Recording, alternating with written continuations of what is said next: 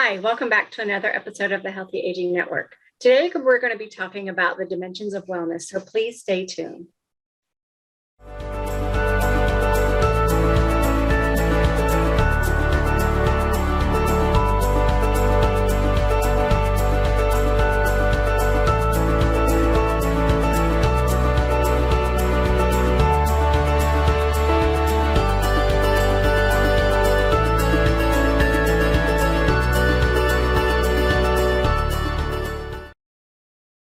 Hi, and welcome back.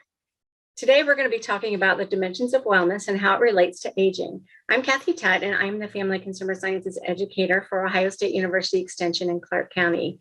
Today, I'm going to be joined by Jenny Lobb and Loretta Sweeney, who will be talking about the dimensions of wellness. And I want to give them each a chance to introduce themselves. So if you don't care, I'll start with you, Jenny, please. Thanks, Kathy. I'm Jenny Lobb, and I am the Family and Consumer Sciences Educator for OSU Extension in Franklin County. I am a registered dietitian, and I do most of my teaching in the areas of food, nutrition, and overall wellness. So I'm excited to be talking about wellness with you all today. I'm Loretta Sweeney, and I am the program assistant for the senior series in Franklin County. So I go around and I do educational talks for senior citizens around Franklin County. Thank you both so much. We're really very fortunate to have you both here with all of your expertise and your experiences. So I'm really excited to find out what you have to say today.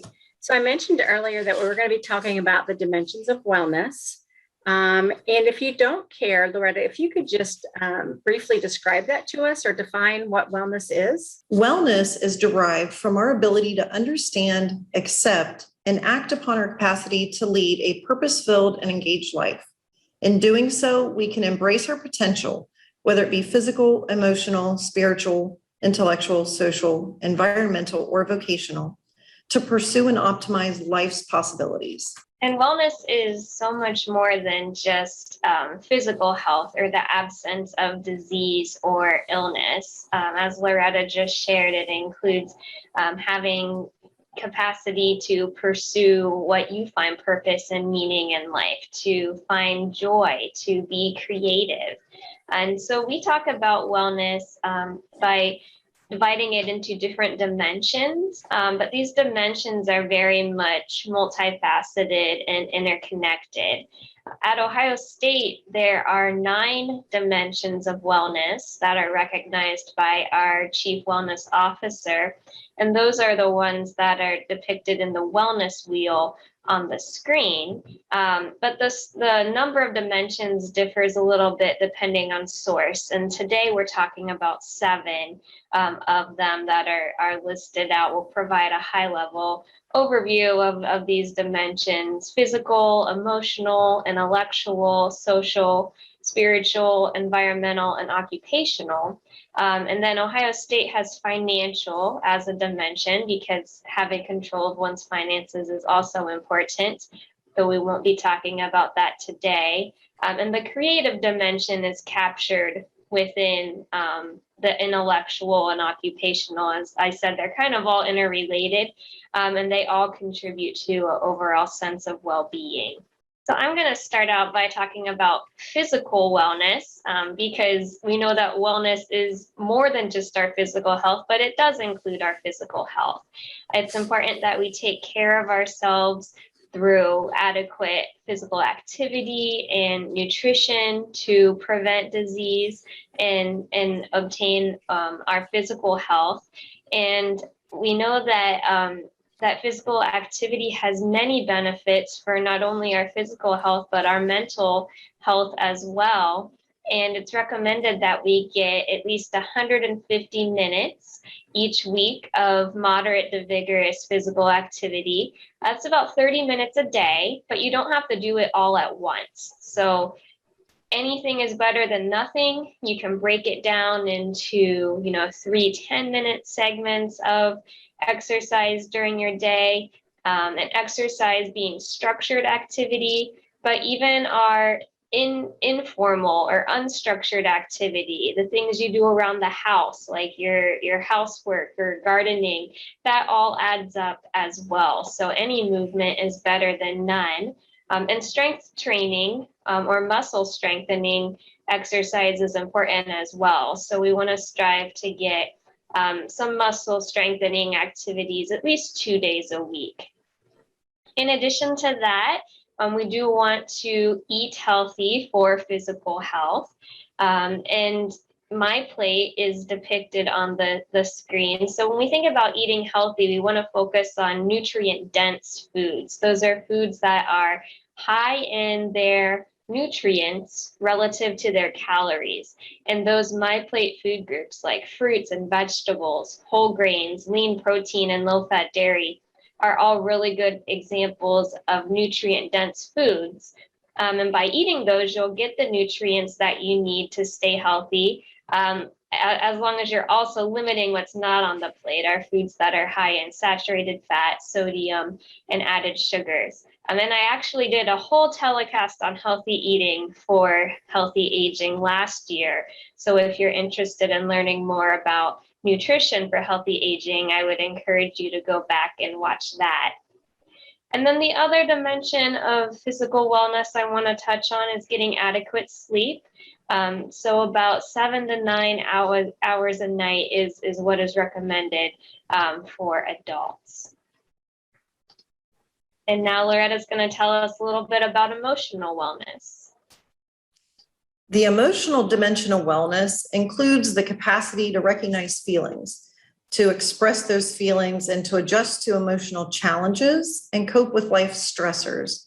Understanding your emotions and the emotions of others can lead to decreased loneliness and increased quality of life. It can improve your physical, your mental, and your social health. And then the next one is the intellectual wellness. So the intellectual dimension of wellness includes our ability to recognize our creative abilities and expand our knowledge and skills, including how to navigate healthcare systems and use technology like telehealth or online medical scheduling. Intellectual wellness includes participating in lifelong learning and applying knowledge to help develop the potential for intellectual abilities and sharing gifts with others.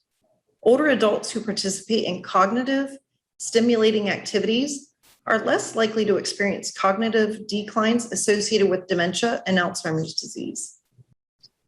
Another dimension of wellness is social, and we know that having a strong social network can help us, our mental health and even our physical health, especially when we're coping in hard times. Having social support in your life can be a protective factor.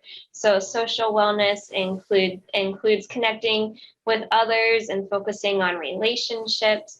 It also may include coping with grief and loss, and we've all had some of that this past year to some extent, whether it be a large loss or even small losses that we have all had to recognize and take time to grieve.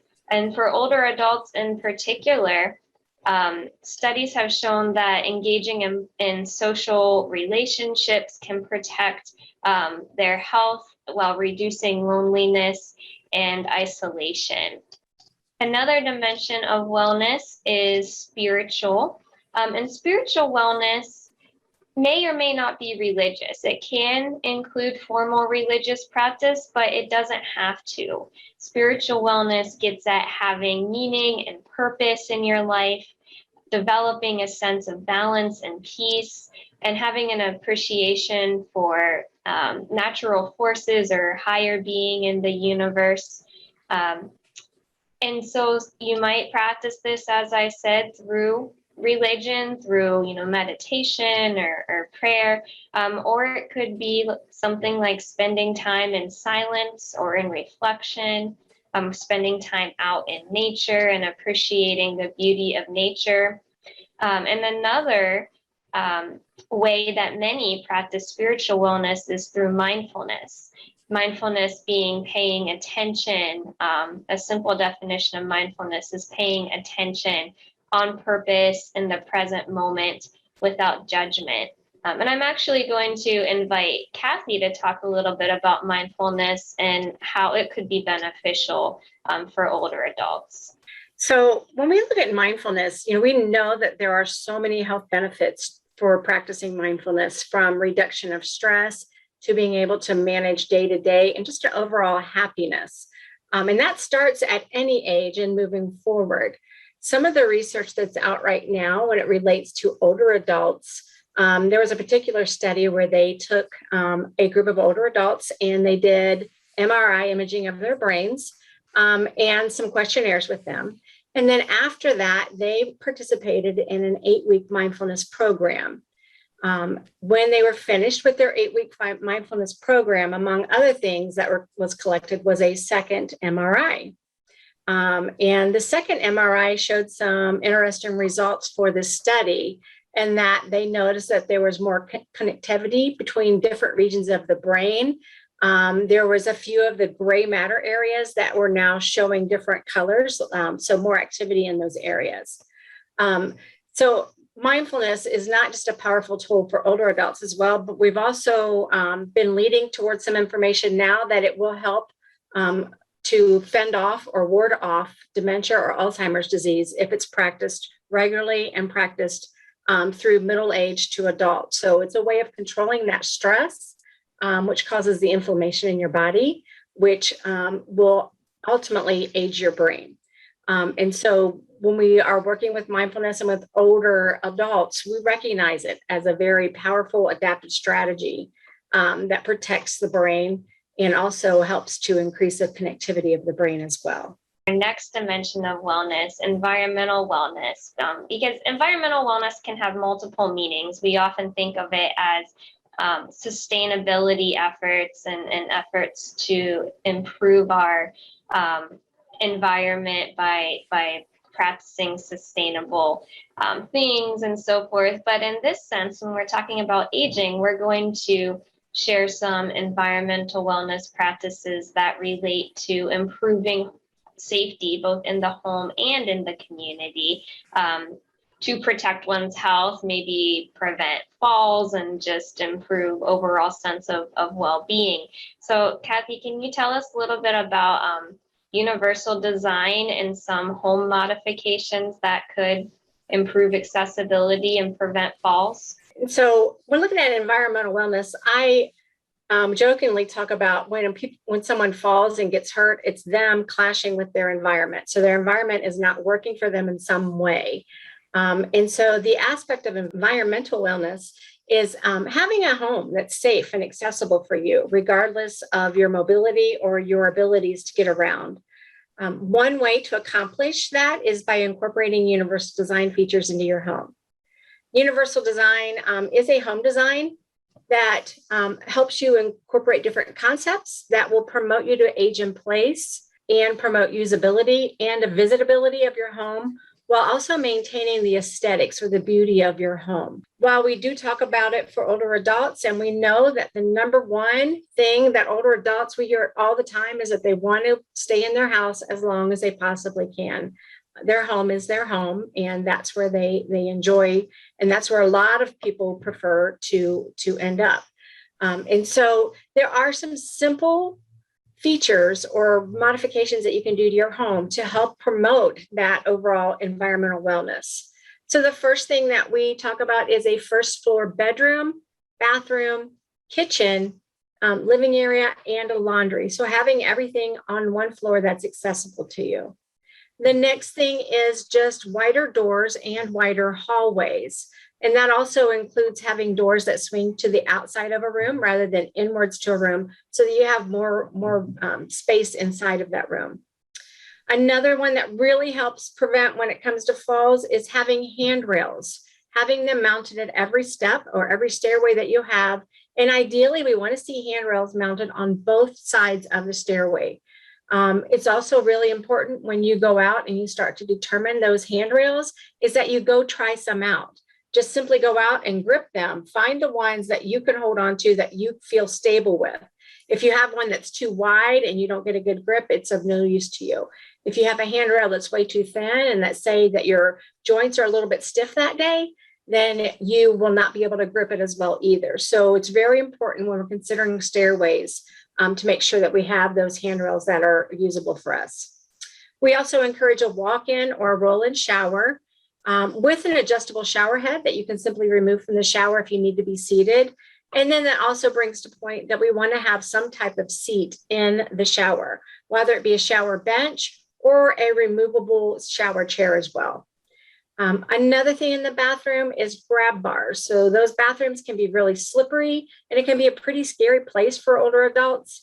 And so having those grab bars in places that make sense for you to have, that stability to get in and out of the shower or to be able to stand up from the toilet and sit down. We also want to encourage accessible storage in the home.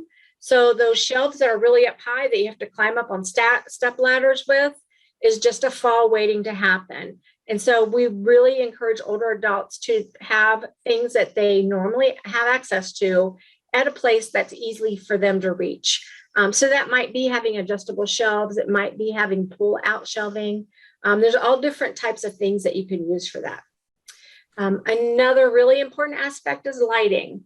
A lot of falls happen because we either have a change in lighting or we try to get up at night or in a dark space without proper lighting. So having lighting on your stairwells, having lighting in your bedroom and in your bathroom.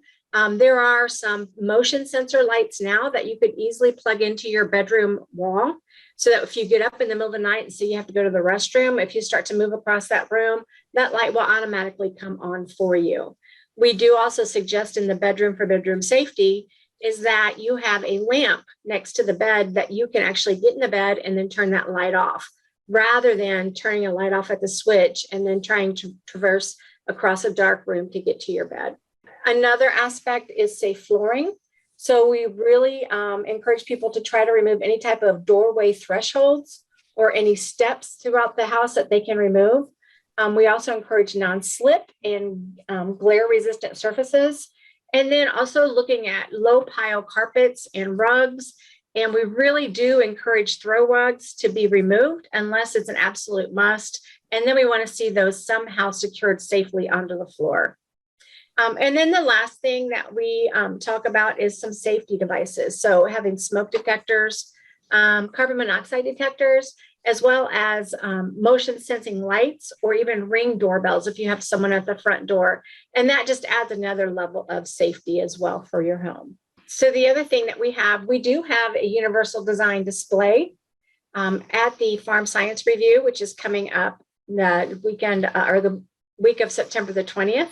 It's the Tuesday, Wednesday, Thursday of that week where we do have a stationary universal design display in place over there. People are welcome to come in and tour our display.